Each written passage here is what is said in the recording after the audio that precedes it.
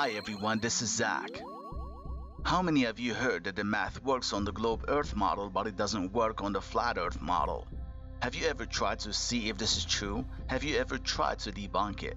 Have you ever tried to see how Eratosthenes and others ended up believing in the globe model a long time ago? Their math was really impressive. We still use it today. It worked pretty good. But does that mean that we really live on the globe? Does that mean that if the math works on anything, then this anything must be what the math says?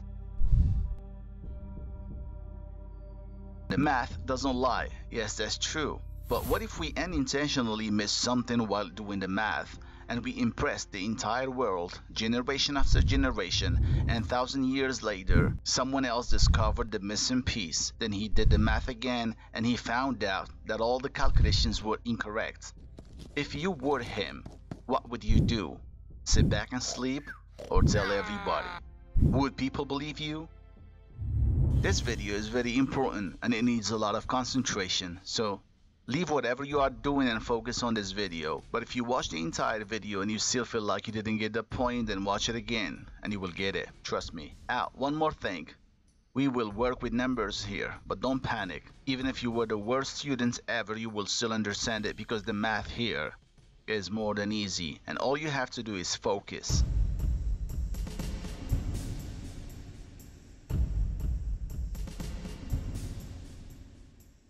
Alright, we're gonna talk about how they thought that the Earth is a globe 2,000 years ago. A man called Eratosthenes supposedly measured the globe Earth circumference using his brain only. And our scientists today agree with his method and they say that his calculations are very accurate. And I agree with that, but now I'm gonna show you how his math can be accurate when reality is completely different. I got another team from Indonesia right now, and their leader is named Boss Darling from the Flat Earth 101 channel. Please take a look at it and subscribe. Well, I planned an experiment and they did it and it works as I planned.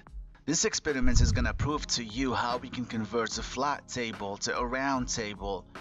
Yes, you heard me. We're gonna convert a flat table to a round table using mathematics and shadows. In other words, we're going to redo Eratosthenes' experiments in a small scale, considering a flat table as the flat Earth. Alright? But before we get to that, I'm gonna have to explain to you a few things so you can fully understand the experiments because it's a bit complicated. Now, the first thing we're gonna start with is the angles of elevation of the sun. I'm sure that most of you know how they work, but this time I want to go deeper. So even if you already know what I'm talking about, be patient and keep on watching till the end. Don't blink. Okay, if you place a stick on the ground to measure the shadow, you get 3 angles. This is called the base of the triangle, which has to be 90 degrees. This is the angle of elevation, and this is the angle that Eratosthenes used in his math. I couldn't find a good name for it, so I'm just gonna call it the angle of deception. Now here are the most common questions that most people ask. Why did Eratosthenes assume that the Earth is a globe in the first place? Why did he use this specific angle to measure the circumference of the Earth? Okay, let's answer these 2 questions at the same time. We know Eratosthenes' experiments was just made up by some people, but let's assume it's real. Well, as far as history is concerned, Eratosthenes was not the first guy who thought that the Earth could be a globe. But our topic today is not who was the first person who claimed the Earth is a globe. Our topic is why they claimed it's a globe. The answer is simple. They used the angles of the sun. These angles can be either vertical angles or horizontal angles, and both of them do not work on the flat Earth. They can only work on a globe Earth. But today, we're just going to talk about the vertical angles or the angles of elevation. And here is why they don't work. If you put a lamp on a flat disk and you try to triangulate it using the shadows like I did in this video a year and a half ago, you will be able to triangulate it perfectly and the elevation angles will work. In other words, if you put this in a 3D program and you draw imaginary lines or cones like these ones in the air to represent the light rays, they will all intersect in the center of the bulb. So no matter how many objects you use, you will always be able to locate the bulb by using 2 things. 1, The elevation angles, they can be calculated by the shadows and the length of the object. 2. The distances between objects. Try to always use a 3D software to make your math easier. Is that clear now? Okay, let's clear this up a little bit more because it's the basis of this topic. So let's repeat the experiments we have done a long time ago. But this time we're gonna use 9 objects on a flat table to triangulate the bulb and not just 3. And of course, I'm gonna show it to you in AutoCAD so you can understand it, and then I will show it to you in real life. And be patient, this is just part 1 of the experiment. So here is the table. We got an A3 paper on it and 9 nails, as you can see. Imagine you are on that paper, and that paper is the earth, and this bulb is the sun. It's 50 centimeters above the table. It's exactly 90 degrees above the nail in the middle. All the nails are 5 centimeters except the one in the middle. And the distance between each nail is written on the paper, as you can see here. Our unit of measure is centimeters, okay? Some people think that if you use more than 3 objects, you will not be able to triangulate the bulb. They're wrong. If you model it and do it in real life, you will get the same results. All the elevation angles, or better said light rays, come from the center of the bulb, and all the depression angles go to the tip of the shadows. So light rays of the experiment should intersect in the bulb. Here are the measurements that we got in AutoCAD.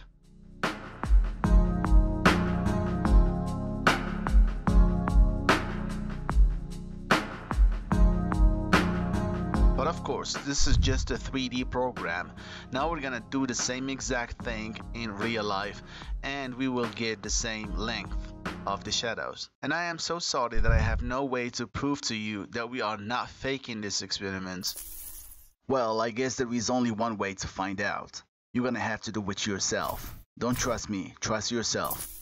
Here are the guys who did the experiment: AG and Ibam and Ayat and Damar.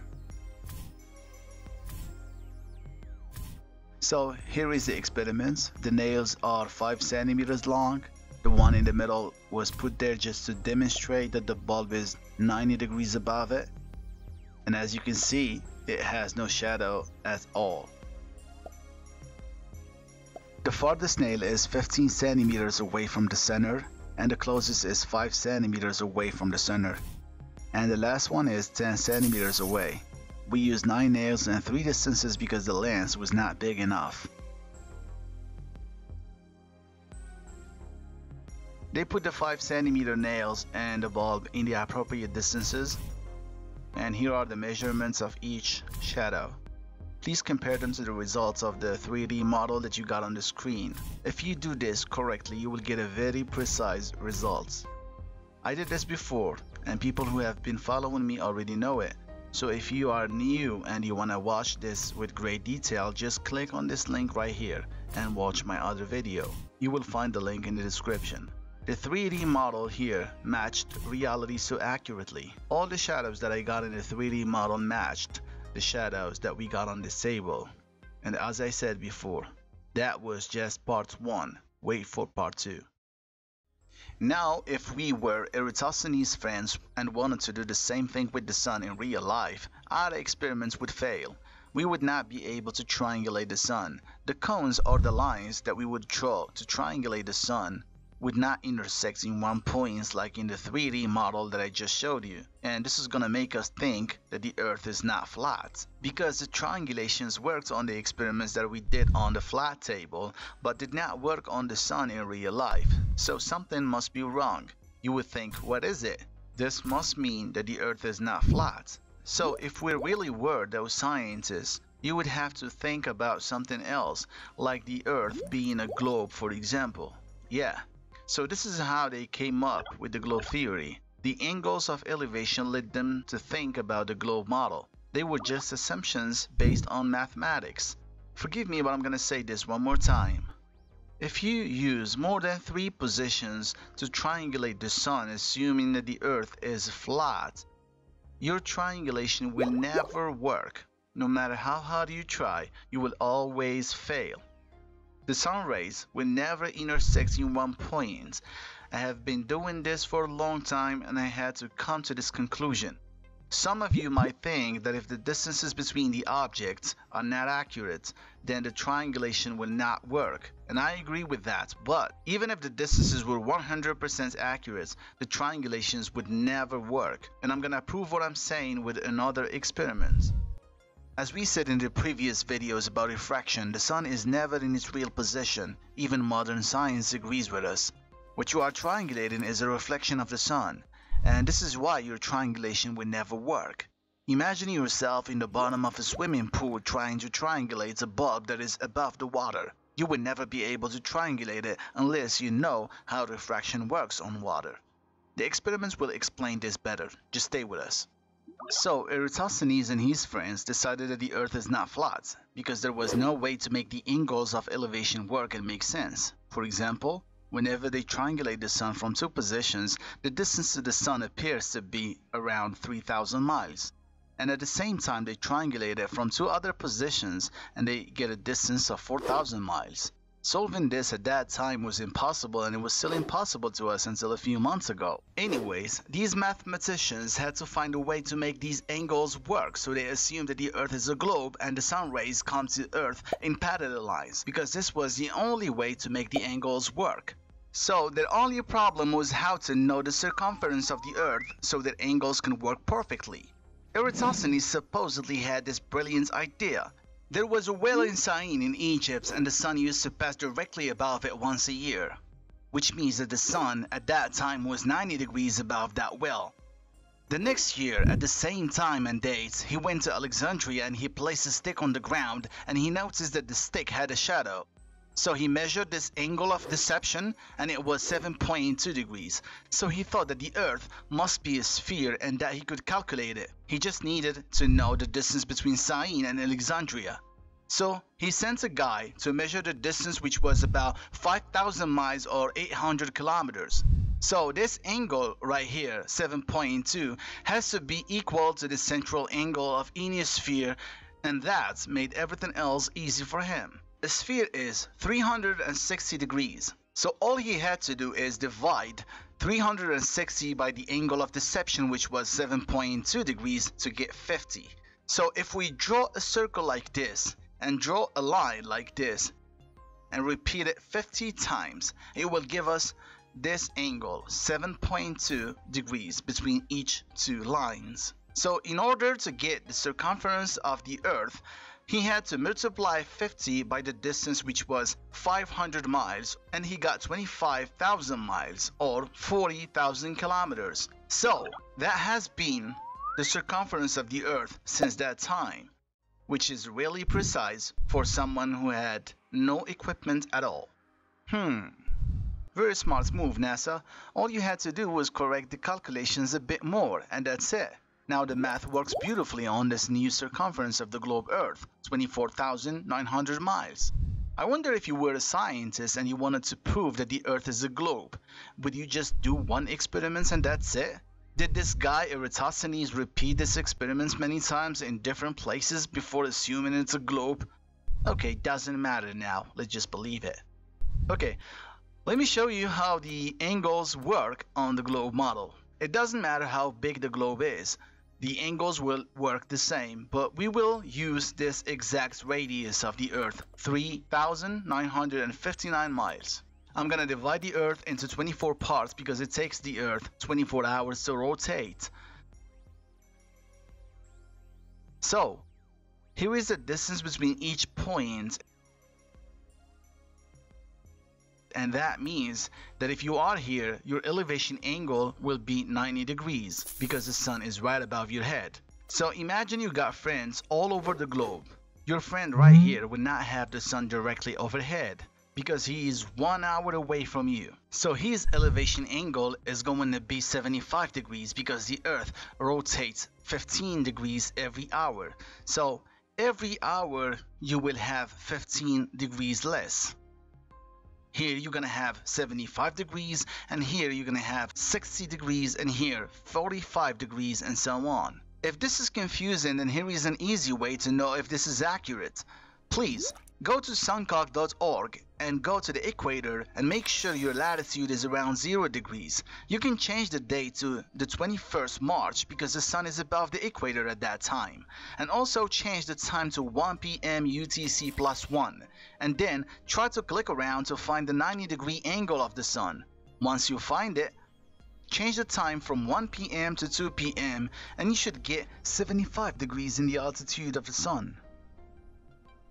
Now if you change it to 3 p.m. you should get 60 degrees. So this is how the angles of elevation work on the globe. If we can make these angles work on the flat earth model, we will be able to know the degrees and the distances between each position on earth. And that will help us draw an accurate flat earth map, and our map will be undebunkable.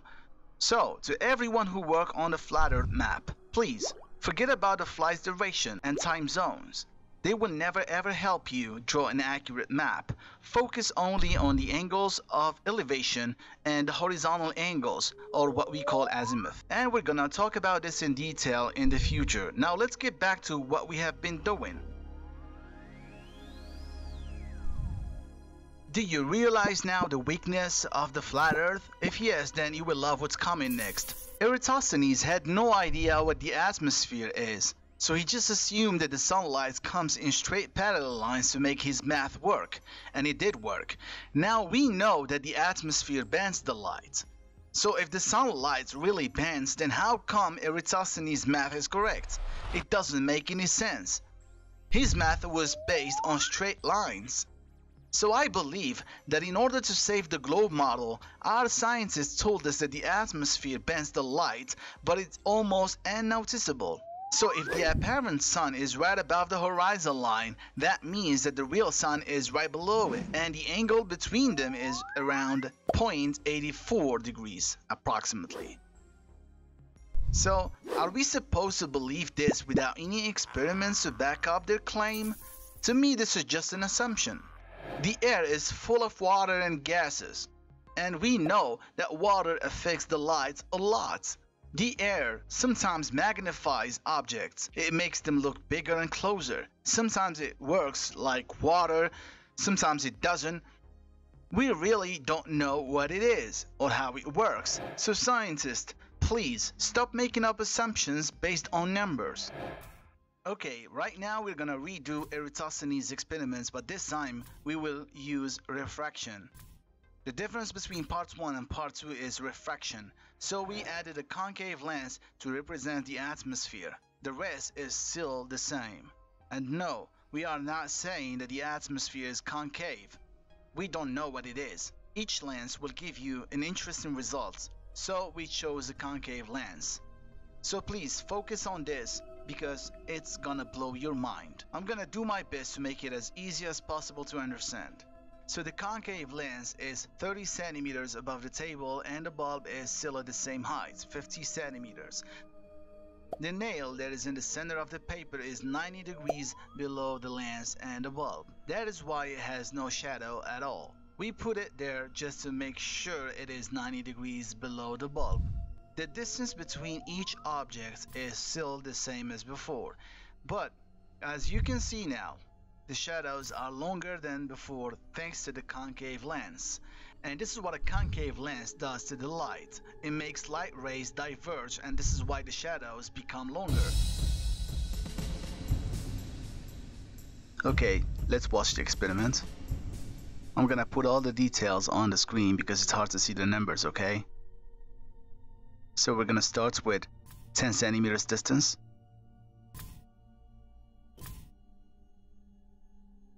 Before adding the lens, the shadow was 1 centimeters and now it's 1.7 centimeters. It's longer now than before.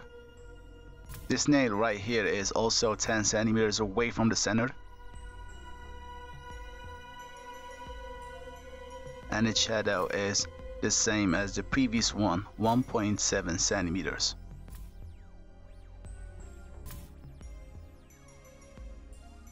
This one is 5 centimeters away from the center, and before adding the lens the shadow was 0.5 centimeters and now it's 0.83 centimeters.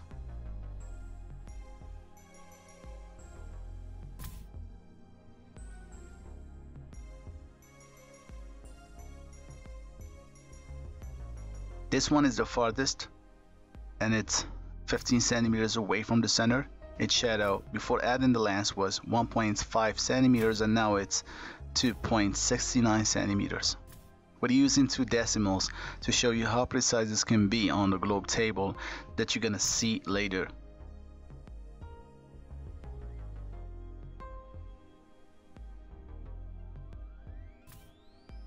This shadow is the same as the previous one, 2.69 centimeters.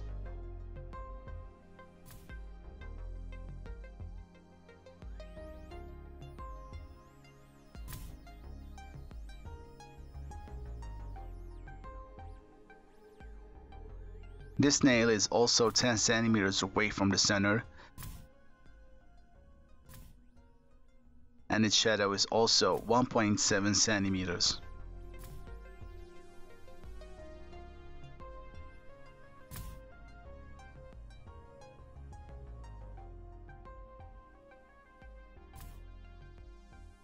And this is another one that is also 10 centimeters away from the center, and its shadow is also 1.7 centimeters.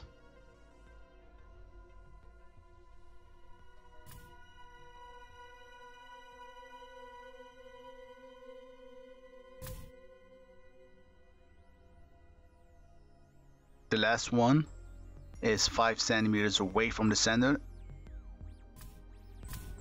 and its shadow is 0.83 centimeters.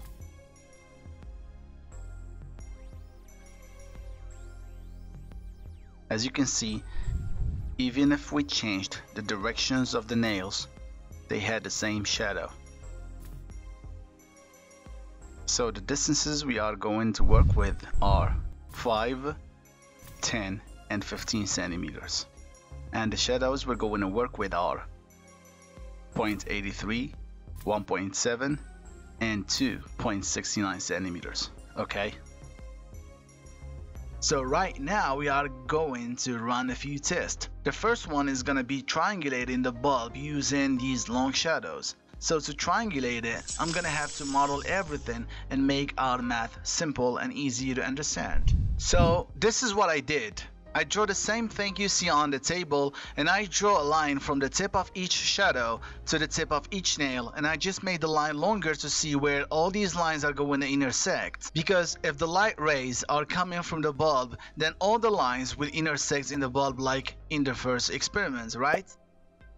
But as you can see here, the light rays are not intersecting in the bulb, but they all go through the lens.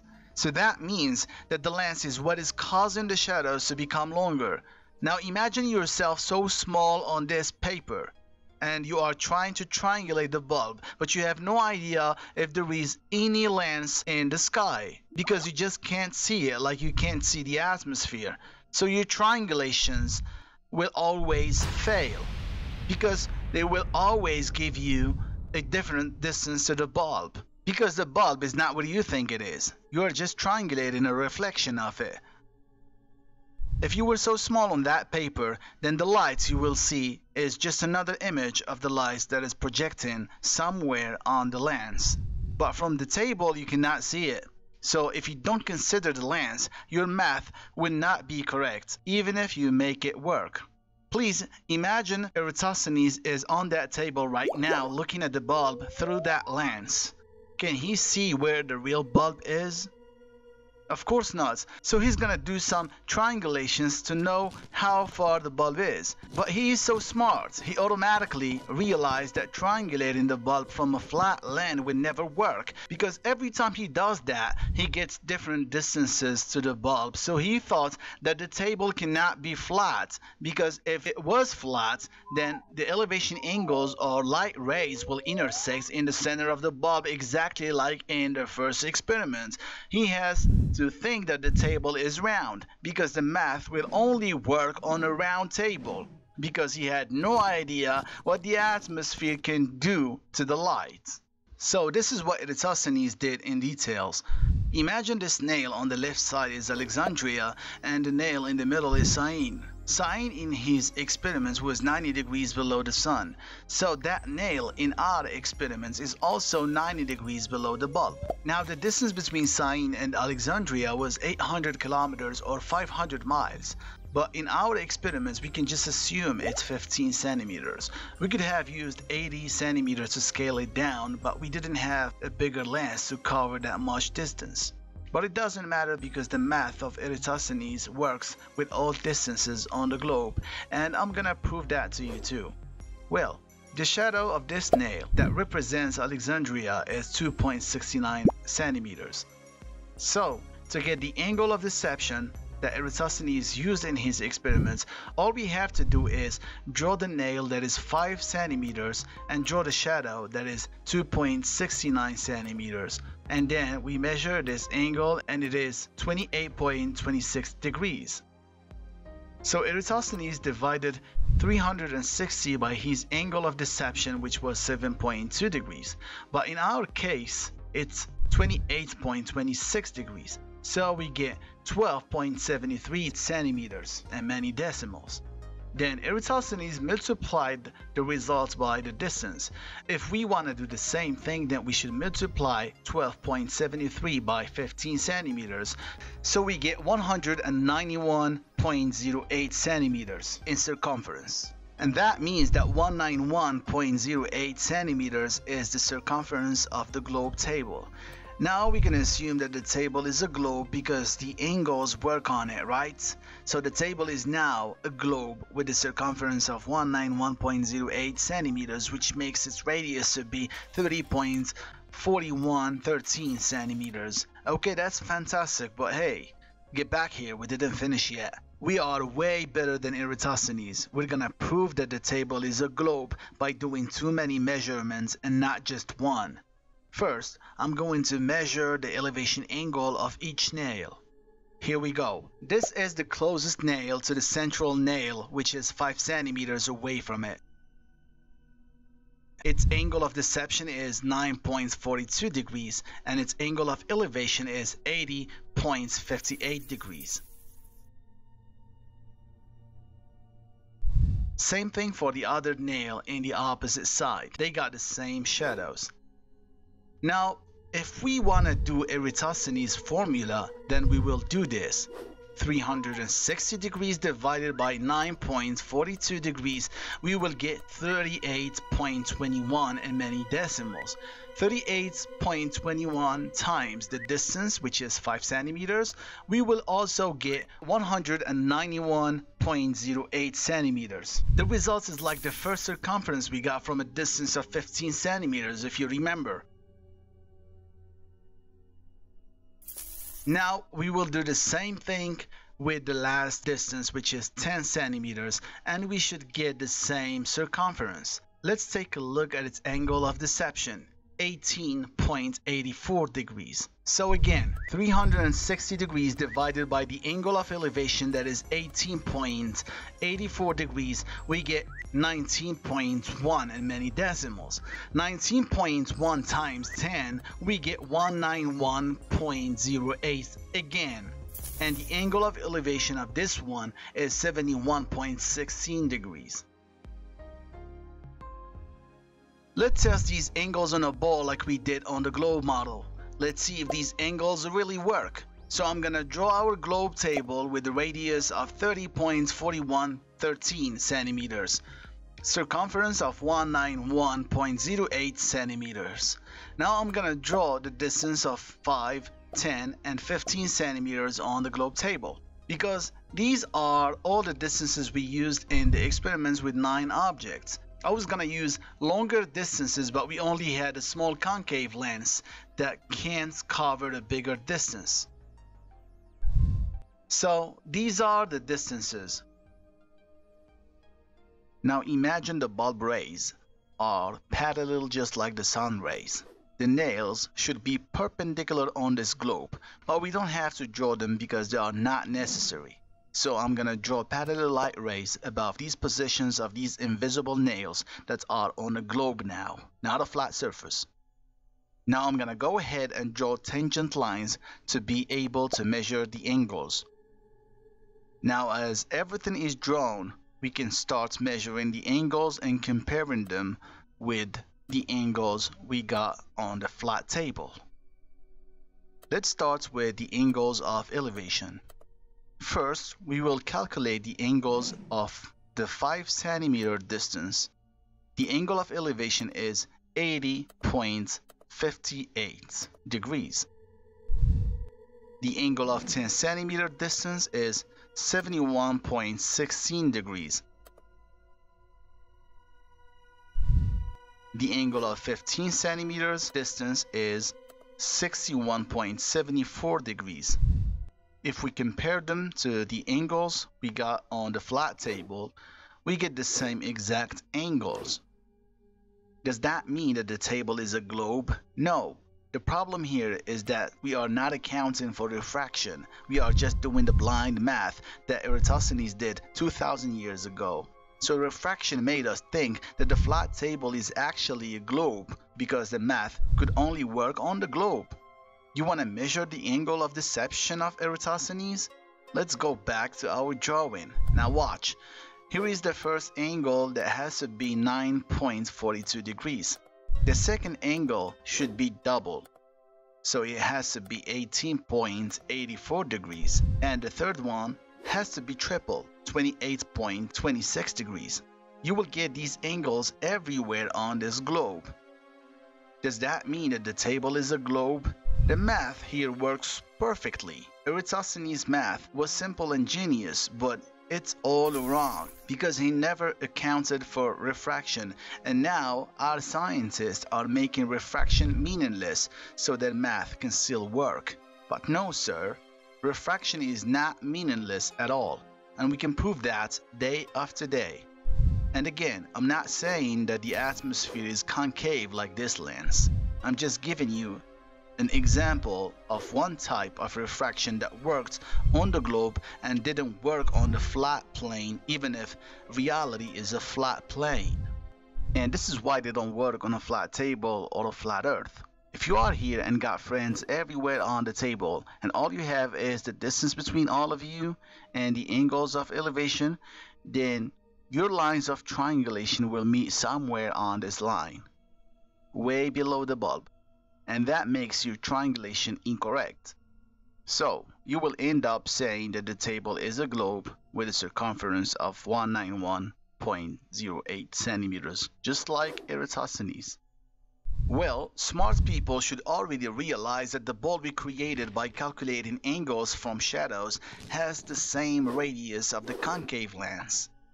Now, if the lens was bigger and the bulb is circling around it, and Eratosthenes is a small guy on the table, he will think that the table is a globe because the angles work on the globe.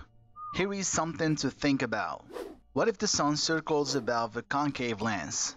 Or what if the concave lens is the one that circles below a fixed sun? What if this concave lens has the same radius of the Earth, 3959 miles? If that's so, then I would have done the same math as Eratosthenes and told you that the Earth is 25,000 miles in circumference as well.